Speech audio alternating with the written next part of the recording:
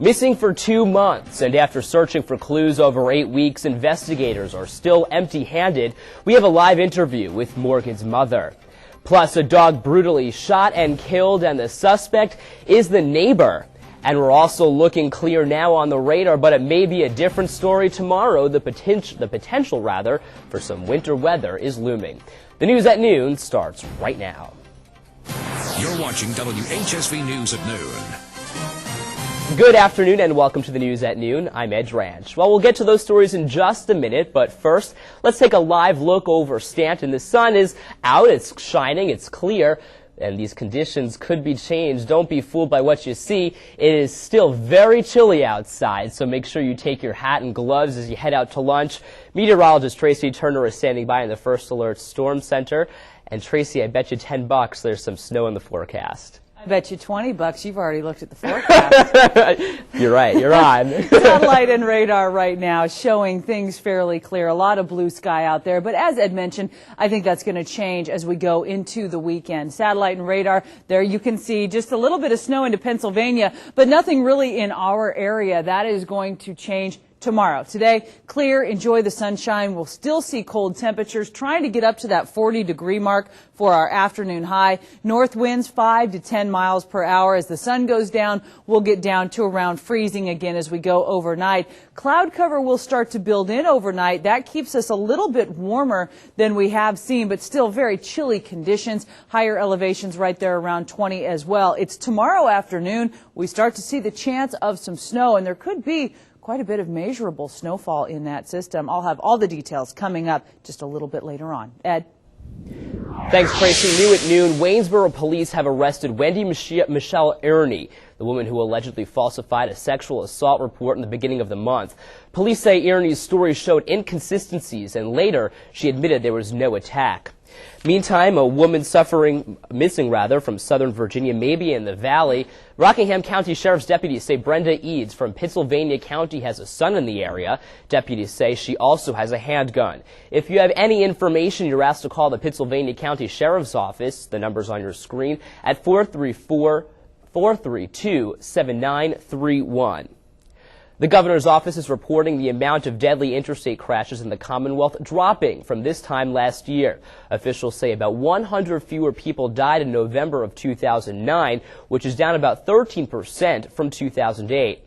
Meantime, the Virginia transportation officials are driving towards eliminating about a year's worth of funding from the department. The plan would add $900 million in cuts to billions of dollars already in other cuts for the next 6 years. An Augusta County man believes his neighbor shot and killed his dog for trespassing over into his property. He's speaking out, and he says this isn't the first animal to be shot. WHSV's Sarah Sager spoke to the dog's owner. She's live in our web center monitoring what you have to say about this case. And Sarah, I understand it's an emotionally charged story. Yes, it is, Ed. Richard Andrews believes his neighbor brutally shot and killed his dog last week, and he says this wasn't the first time. He said before the suspect had shot another dog, but that dog did survive. Andrews found his Rottweiler Bear thrown over a hill and shot in the head 2 miles away from his home last week. Suspect Daryl Sprouse was arrested by the Augusta County Sheriff's Department Tuesday evening. He has 7 charges filed against him, including animal cruelty and destruction of property. Andrews has not even been able to break the news yet to his 3-year-old son. My 3-year-old, he keeps asking, "Where's Bear, Daddy?" I haven't broke it to him yet that he's not coming home. I guess I will. I just haven't figured out how yet. We did attempt to contact Sprouse, but none of our calls as of yet have been returned. And we want to hear what you think more about this story. We've been already receiving some mixed feedback since this morning. Gail Finney writes, "I live on a busy street where my dog was at large. A police officer knocked on my door and issued me a citation. I could have been annoyed, but he probably saved my dog from getting hit or killed by a car."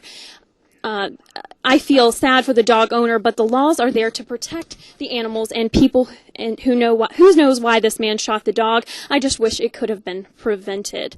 And Sprouse was not sent to Middle River Regional Jail. Augusta County Sheriff's Department tells us that Sprouse was released on a bond by the magistrate. Back to you, Ed. All right, Sarah Sager, live in our web center. Thank you so much.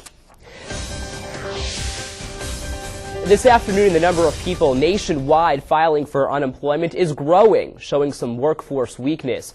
According to the Labor Department, the number of jobless claims is up about 7,000 from last week. The number of unemployed Americans now stands at about 480,000 people. Meantime, a government-run healthcare system for the nation was nixed by the Senate yesterday. So will there be a filibuster in the Senate? ABC's TJ Winnick reports from the nation's capital. On their way out of town for the holidays, the House leadership voiced confidence in their Senate colleagues to pass health care reform. We will have a bill. It will be great. As senators wait for the Congressional Budget Office's report on how much their bill would cost, Republicans slammed Democrats for trying to rush a vote by Christmas Day. This bill has become a political nightmare, a literal political nightmare. So this entire process, Madam President, is essentially a charade. Democrats hit back, pointing to a stall tactic employed by the GOP Thursday on the Senate floor. They've made it perfectly clear that they have no interest in cooperating. That's why we're going to finish health care, whether the other side cooperates or not. The president met with the entire Senate Democratic caucus this week to try and persuade holdouts like Ben Nelson and Bernie Sanders to support the current bill. In an exclusive interview with ABC's Charles Gibson, Mr. Obama called health care reform not just a moral imperative, but an economic one. If we don't do this, nobody argues with the fact that health care costs are going to consume the entire federal budget. While the powerful Service Employees Union stopped short of saying they wouldn't support the health care bill, they are sending a message to President Obama that he will have broken his promise if a government-run public option isn't included. TJ Winnick, ABC News, Washington.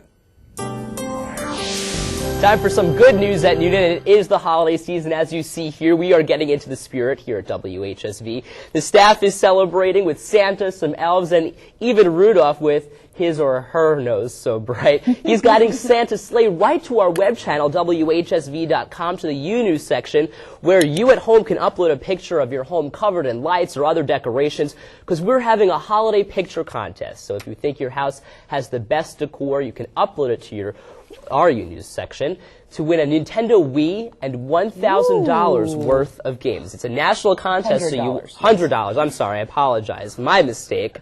Get your pictures in fast. And crazy photos that we've already seen on our web channel. You can check them out at WHSV.com.